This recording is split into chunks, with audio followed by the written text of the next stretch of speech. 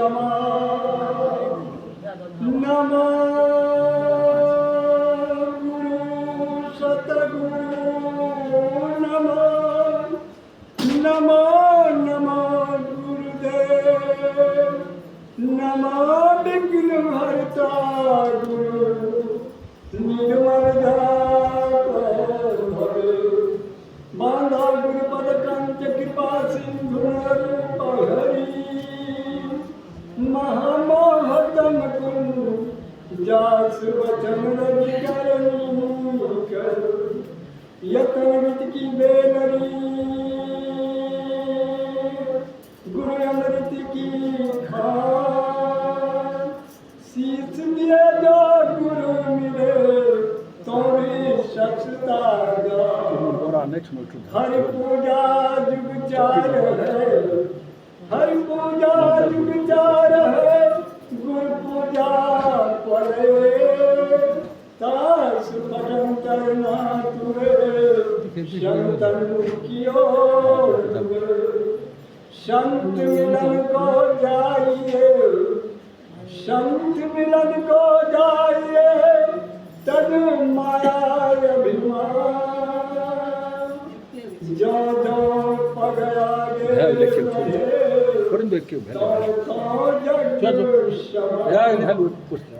आदरणीय उपस्थित परम बंधनीय संत समाज धर्मानुरागी सत्संगी प्रेमियों महान भावों सदात्माओं धर्मशीला माता एवं बहनों आज मेरा भाग्य का उदय हुआ कि सतगुरु की दर्शनार्थ हेतु मैं यहाँ तक आ गया। सतगुरु की दर्शन करते हुए सभी सत्संगी को मैं प्रणाम करता हूँ। सत्संगियों आज आप लोगों के बीच में प्रसंग आया एक बूढ़ी माँ और नारद जी की कहानी। यह कहानी संसार में जितना लोग हैं राजा रंग फकीर सबके साथ ही कहानी आती रहती है। जितना आदमी है सबके पीछे कहानी लगा हुआ है। तो सत्संगियों विचार करें मन में एक बूढ़ी माँ और नारद की कहानी। इस कहानी के पीछे बहुत रहस्य छिपा हुआ है। यह कहानी सभी आदमी से जुड़ा हुआ है सबके साथ लगा हुआ है। चाहे राजा हो रंग हो भिखारी हो कोई भी हो सबके साथ यह कहानी लगा हुआ है। तो सत्संगियों एक बूढ़ी माँ थी। वह बूढ़ी माँ की पीठ पर ऊपर एक तावा। वह बेचारी 80 वर्ष की थी। वह लाठी की सहारे चलती थी। जब रास्ता में चलता था लोग उसे मजाक उड़ाते थे हंसी करते थे कि मामा कहाँ जा रही हो क्या खोज रही हो। मामा कहा बेटा मैं बड़ी परेशान हूँ बहुत परेशान हूँ। वह माँ कर रही है लड़का क्रिकेट खेल रहे हैं बूढ़ी मामा लाठी के सहारे जा रहे हैं। तो वह बच्चा क्रिकेट खेलने वाला मना करता है धनुषधारी मामा। उसका शरीर धनुष की तरह था और क्या कहते हैं खूब बारीक पर था। लोग उसे देखकर हंसी मजाक करते थे। तो वह बच्चा कहा धनुषधारी मामा तुम कहाँ जा रही हो। कहा बेटा मैं जहाँ जा रहा हूँ वह मिल नहीं रहा है मैं परेशान हूँ। वह मामा का कुछ दूर आगे बढ़ा तो नारद बाबा मिला। कहा मामा मामा कहाँ जा रही हो।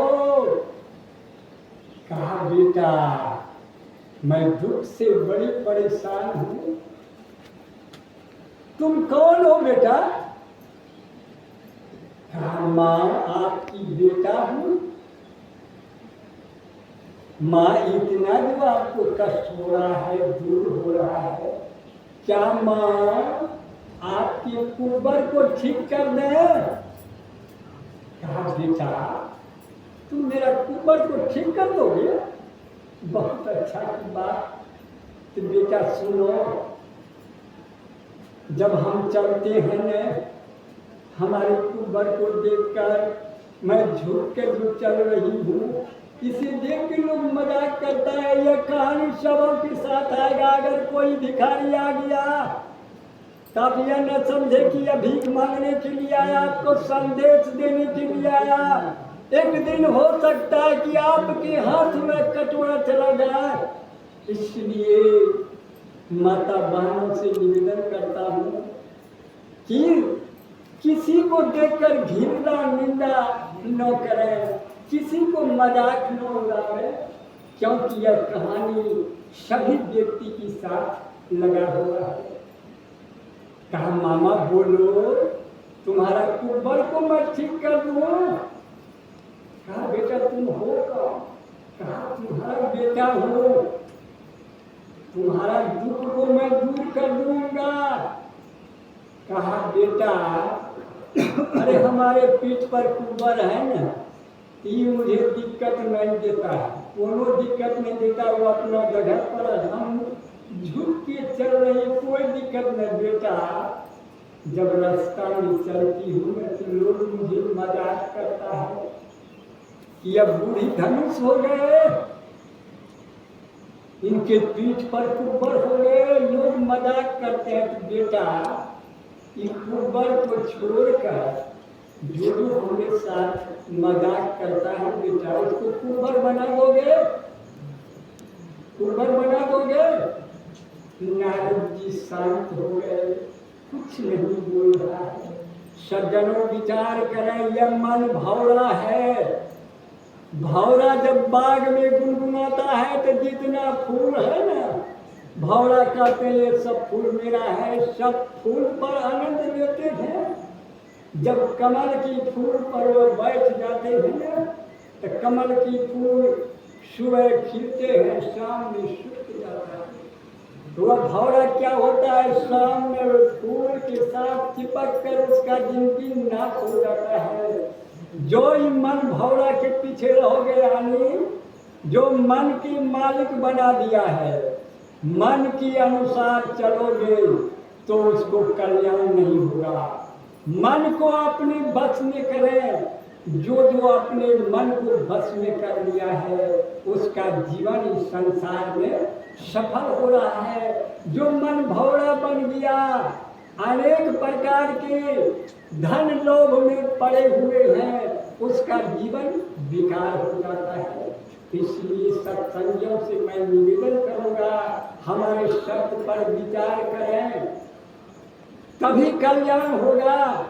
हमारे प्रवचन को सुनने से मन में जितना बुराइयों है ना, सब छूट जाएगा।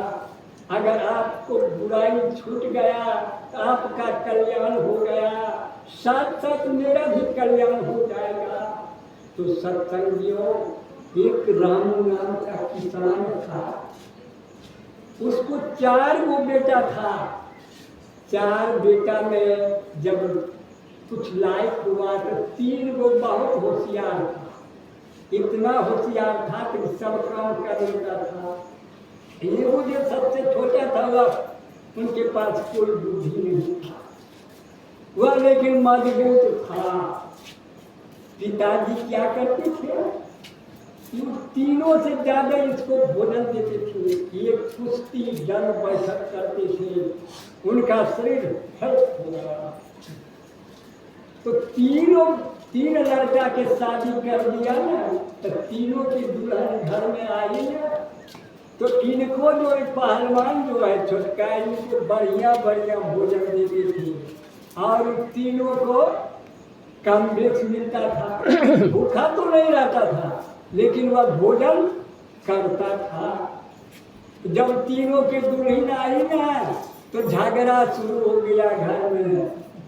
कहा भाइयों सब में लड़ाई होने लगा। कहा तुम जो है पहलवानी करते हो, कोई काम नहीं करते हो, हम लोग सब काम करते हैं, हम लोग को रूखा सूखा भोजन मिलता है, तुमको बढ़िया भोजन मिलता है। तो छोटका कहा भैया मैं क्या करूं, मुझे कुछ करने के लिए नहीं आता है, कोई काम नहीं आता, केवल हमको खाना पीना दाल बैठक देना यही मेरा काम है, दाल पेट सीखना यही मेरा काम है, मेरे पास में कोई बुद्धि नहीं है। घर में घमासान लड़ाई हो गया तो पिताजी सोचने लगा कब इसका भी शादी कर दें तभी ठीक रहेगा। उनके पिताजी उनके लिए लड़की को खोजने लगा। खोजते खोजते एक लड़की 14 विद्या में प्रांगत थी, बहुत सुंदरी थी। उस लड़का के साथ शादी हो गए। वह लड़की रहने लगी, कुछ दिन रही ना, अपने पति से झगड़ा कर दिया। पहलवान के पति था ना, झगड़ा कर दिया कि तुम कुछ करते नहीं हो, जो बाप दादा का संपत्ति है बेच के खाइए जाओगे तो क्या दशा होगा, कुछ कमाओ। तो पहलवान कहा कि देखो हमको कोई काम करने के लिए आते, क्या करूँगा। लड़की तो होशियार थी, 14 विद्या में पारंगत थी, सुंदरी थी। लड़की ने कहा जो मैं कहूँगा वो करोगे ना। तो क्या कहोगे, हमको कुछ करने के लिए आता है, जो कहोगे जो करोगे। उनको कुछ नहीं आता है, करके हम जो कहेंगे वो कीजिए। इस राज्य में एक राजा महाराजा है, उसके पास संपत्ति का कमी नहीं है, जाओ उसको यहाँ नौकरी हो। करके ठीक है तुम कह रही हो, हम तो जाके नौकरी रहेंगे और वो कहेगा काम करने के लिए कौन, तो हम कौन काम करेंगे, हमको काम करने के लिए आता है तो हम बता देते हैं। राजा पूछेगा ना कि कहाँ आए हो, तो कहिएगा नौकरी करने के लिए। तो ठीक है, कौन काम करोगे। उनकी पत्नी पहलवान जी को सिखा रहे हैं अपने पति को। आप राजा से कहना कि राजा साहब आपका काम, आपसे जो काम नहीं होगा, मंत्री से काम नहीं होगा, और जो मुंशी जी बहाल किए इनसे काम नहीं होगा, तो काम मैं करूँगा। लेकिन राजा साहब मेरा वेतन जानते हो, लखिया का अर्थ होता है 1 लाख के रोज, 1 लाख के रोज चाहिए। राजा ने कहा ठीक है, मंत्री को बुलाया, गया मंत्री जी डायरी उठा को देखो कि मेरे पिताजी लखपतिया नौकर रखे हैं कि नहीं रखे हैं। देख अब नौकर नहीं है, डायरी में देखता है कि लखपतिया नाम का नौकर है, उसको 1 लाख के रोज दिया जाता है। राजा कहा ठीक है, उसको बाहर कर लिया, लखपतिया में 1 लाख रुपया के रोज देने लगा। अपनी पत्नी को देने लगा। उन तीनों की पत्नी से ये बहुत आगे बढ़ गए। तो राजा ने उसको क्या किया, एक फुलवारी था बहुत बड़ा, उस फुलवारी में आलीशान मकान था। पहलवान को उसमें रहने के लिए दे दिया उधर, वह रहने लगा। वह दंड बैठ देता था, भोजन बढ़िया मिलता था, 1 लाख रुपया का रोज उनको मिलता है। सज्जनों विचार करें। एक दिन रानी बीमार पड़ गई, बड़े बड़े डॉक्टर उन रानी को इलाज करने में असफल हो रहे हैं। तो लखपतिया को कहा, लखपतिया ये तो काम हमसे नहीं हो रहा है, बड़े बड़े डॉक्टर से नहीं हो रहा है, ये काम आपसे नहीं हो रहा। कहा हम तो आपको पहले इसी पर बहाने हुए, जो काम किसी से नहीं हो रहा है वो काम मैं करूँगा। कायल करो, अब तो रानी जा रही है, इसके लिए विचार करो। लखपति आने गया ना, एगो वैद्य जो आता पत्ता जड़ी बूटी देता है वो मिल गया। कहा बाबा ऐसे उसे हमारे मालिक की रानी गड़बड़ा गई, ठीक हो गया। ले गया ना, तो वैद्य बताया कि एक सुंदर नारी पतिव्रता नारी सरसों के तेल गर्म करके रानी को लगाएंगे ना, रानी स्वस्थ हो जाएंगे। तो सुंदर पतिव्रता नारी को खोजने लगा। राजा ने कहा ऐ लखपतिया तुम चलो अपना घर। लखपतिया सोचने लगा इरादा है हमारे घर पर क्या करेंगे। जब घर लखपतिया तैयार हो गया, अपने घर पर गए ना, उनकी रानी 56 प्रकार के भोजन राजा के लिए तैयार किया। राजा खाया। राजा को, रानी को, उस पहलवान की पत्नी को देखकर उस पर मन जो भौरा की तरह करने लगा कि हम राजा हैं, हमारा पत्नी इतना सुंदर नहीं है जितना कि नौकर की पत्नी है, इसको मैं किसी तरह अपना घर ले जाऊंगा। वहां तो कह दिया था कि यह पतिव्रता नारी जो सरसों का तेल से रानी को मालिश करेंगे तो आराम हो। बोलिए सदगुरु महाराज की जय, सदगुरु महाराज